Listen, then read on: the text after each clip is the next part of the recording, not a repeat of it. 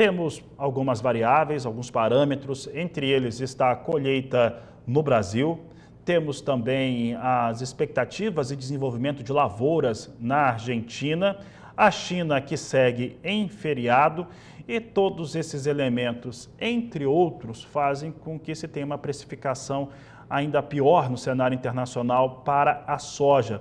Soja que entre esta última quarta-feira e quinta-feira teve preços aí que chegaram aos menores dos últimos 3, 4 anos, vinha em queda agora há pouco no nosso monitoramento. Para falar a respeito deste assunto e principalmente como que o mercado tem lido essas informações, nós vamos conversar agora com Marcos Araújo, ele que é analista da Agriinvest, participa conosco ao vivo pela internet.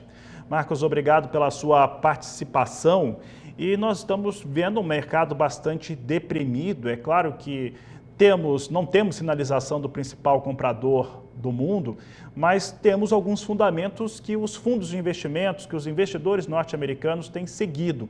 E a soja já começa a ficar distante até do piso de 11 dólares e 80 centes o bushel.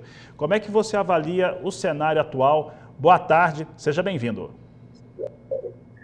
Olá, Fabiano, muito boa tarde a todos. Um momento aí muito crítico para a sojicultura brasileira, uma vez que vão meio à ausência da China, que é o maior importador mundial de soja, praticamente 2/3 que o mundo importa de soja se dá pela China.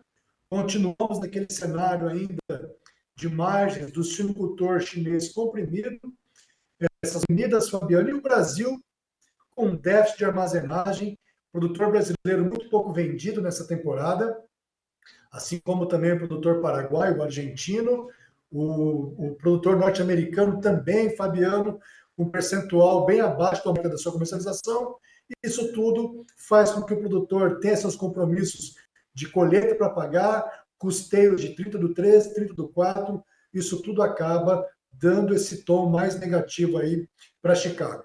A soja norte-americana não é competitiva nesse momento, junto à questão de conflitos lá na região do Mar Vermelho, Canal de Suez, que atrapalha essa logística mundial como um todo, e aí essa expectativa de maior estoque de soja nos Estados Unidos faz com que Chicago tenha esse comportamento negativo de curto prazo. Fabiano. Marcos, há sempre uma leitura internacional de que o Brasil é muito frágil em relação ao armazenamento e nós estamos aqui e é inegável que temos grandes fragilidades nesse fator logístico. Entretanto, não é uma situação no qual faz o país ou os produtores terem que colher e imediatamente vender essa soja. Claro que tem outros elementos como os vencimentos, as contas a pagar agora em março e abril. Qual que é o cenário ideal para fazer com que produtores rurais, sojicultores, fujam desse momento de soja mais deprimida, preços mais achatados no cenário internacional e no Brasil também? Fabiano, a importância do produtor se antecipar a esses movimentos de queda do mercado, uma vez que, economicamente falando, o produtor rural ele é um tomador de preço, né? Ele não consegue formar o preço das commodities agrícolas, é feito em bolsa, mas ele tem a capacidade de fazer a sua gestão antecipadamente.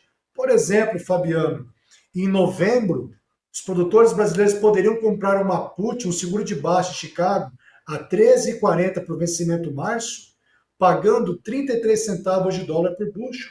Hoje, nessa manhã, essa put estava oferecendo um lucro para o sojicultor brasileiro acima de R$ 15 por saco. Quem, infelizmente, assistiu o mercado, pagou para ver toda essa queda de Chicago, de novembro de 13,70 para hoje, 11,70, tivemos uma grande redução no preço da soja, Fabiano. E isso daí sai muito caro. Nós precisamos compreender essas ferramentas de proteção de preço. Portanto, essa é uma grande oportunidade que o produtor brasileiro tem para fazer o gerenciamento do risco de preço. Tá, Fabiano? Muito bem, Marcos. Marcos, aí trazendo para esse produtor rural brasileiro, qual que seria agora, num cenário no qual ele, inclusive, perdeu algumas oportunidades de comercialização antecipada, né, e várias sinalizações. Aqui no Agricultura BR, você e outros analistas participaram, pontuavam a necessidade de um planejamento e aproveitar cenários mais positivos de venda. Não fez. E aí nós temos hoje soja no Brasil em poucos estados, poucas localidades, com a soja acima de R$ 100 por saca de 60 quilos, o que traz uma preocupação ainda maior. Pensando no que nós temos daqui para frente, no qual nós vamos ter alguma confirmação dos Estados Unidos em relação à área ocupada na campanha 24-25 e a China provavelmente voltando a demandar soja. Quando que devemos ver um preço um pouco menos arrefecido como ele está agora? Perfeito. Eu vou dividir essa resposta em dois tópicos, Fabiano. Primeira parte, na verdade, vamos falar da melhora dos prêmios aqui no Brasil, na exportação. E hoje pela manhã nós tivemos os dados do Fórum do USDA para a safra 2024. Vamos falar dos prêmios do Porto, Fabiano.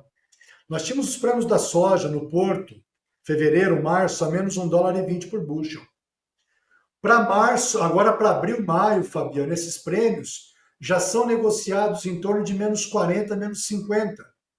Vejam, portanto, que nós tivemos um movimento de valorização dos prêmios da soja aqui no Brasil, em torno de 80 centavos.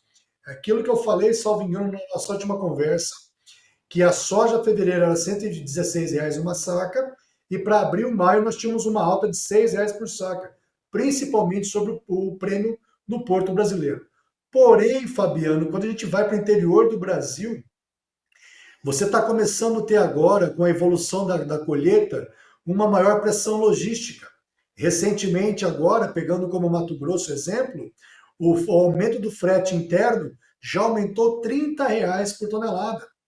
Então, você tem uma melhora dos prêmios, que ajudaria o produtor brasileiro, porém, esse aumento da logística brasileira acaba tirando parte dessa alta do preço. E o produtor não está sentindo esse aumento do preço no interior, porque aumenta a logística, Fabiano.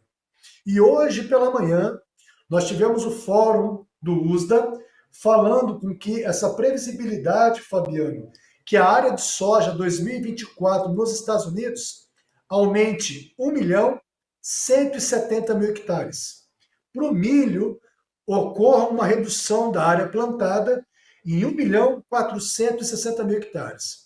Fabiano, citando aqui os custos de produção da Universidade de Illinois, para um arrendatário, ele plantando soja nessa temporada, conforme Chicago novembro a 11,51, ele perde $148 por hectare.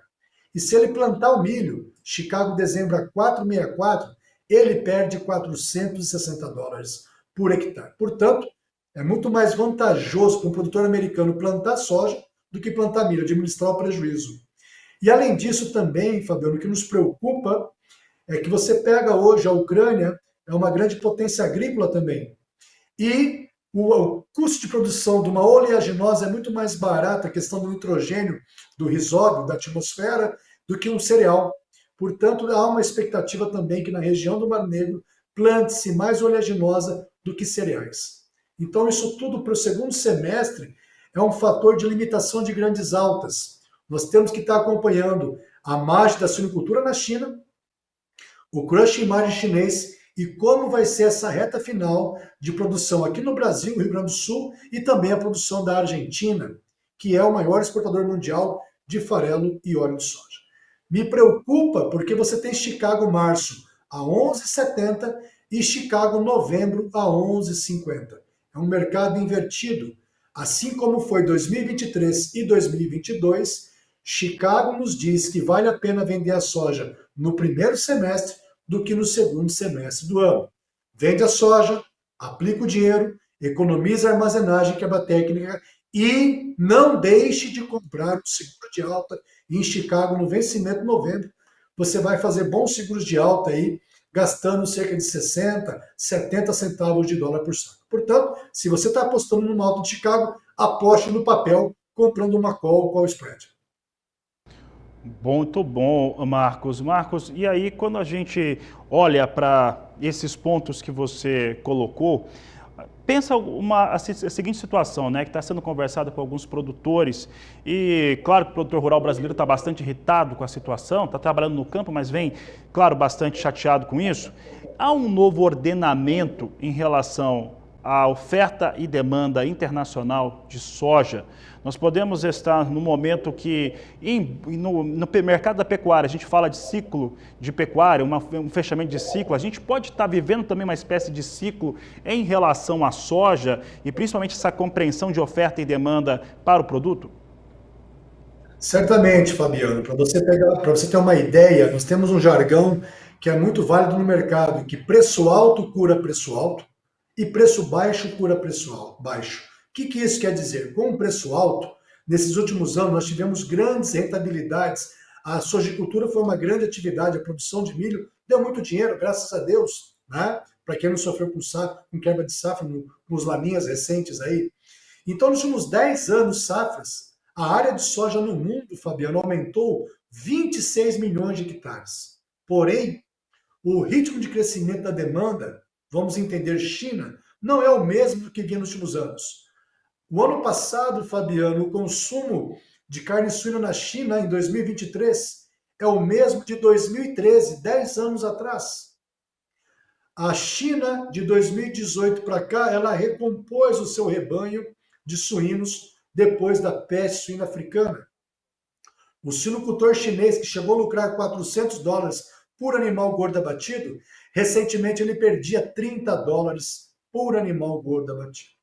Portanto, nós tivemos uma grande resposta da produção mundial de soja, mas a demanda não está respondendo nessa mesma altura.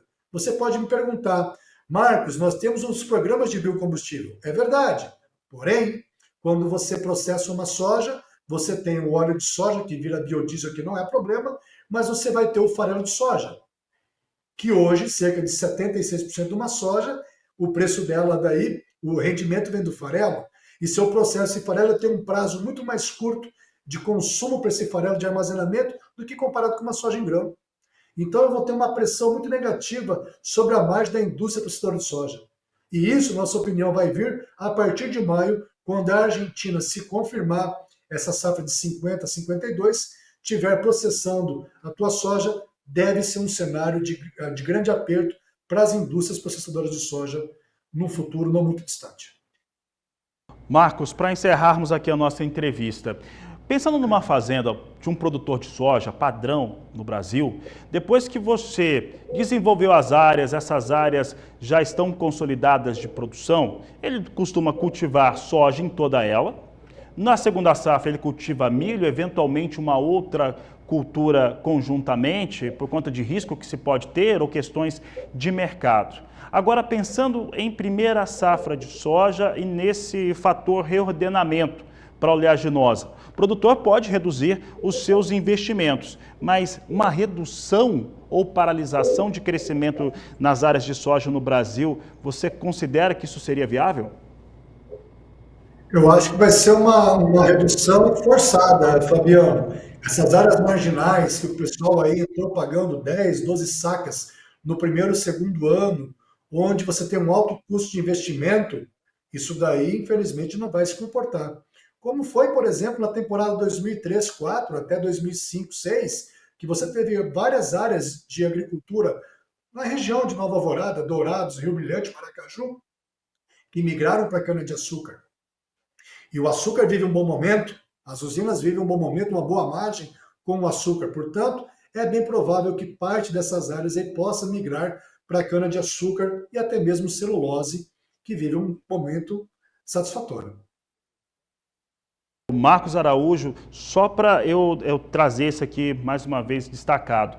No caso dos produtores rurais, em algumas regiões, como tem opção, estão próximos à usina, cana-de-açúcar, você enxerga uma outra cultura competitiva em primeira safra, além da cana? Muito pouco provável, Fabiano. Como nós falamos do Brasil Central, nós temos que entender o efeito da alta temperatura noturna e o impacto que ela causa na lavoura do milho. Então, hoje, nós temos aí a agricultura voltada ao mercado. Então, os hábitos dos consumidores das cidades, 80% do consumo mundial de alimentos ocorre nas cidades, Fabiano. E o hábito alimentar direciona a produção agrícola. É por isso hoje que você tem o boom de proteína animal e os biocombustíveis direciona a produção agrícola para soja e milho. Infelizmente, no Brasil Central, por essa questão da temperatura noturna, altitude, faz com que o produtor plante soja e, como segunda opção, o milho safrinha ou outra cultura de inverno. Não vai ter muitas opções nesse momento que ele está diversificando a cultura de verão.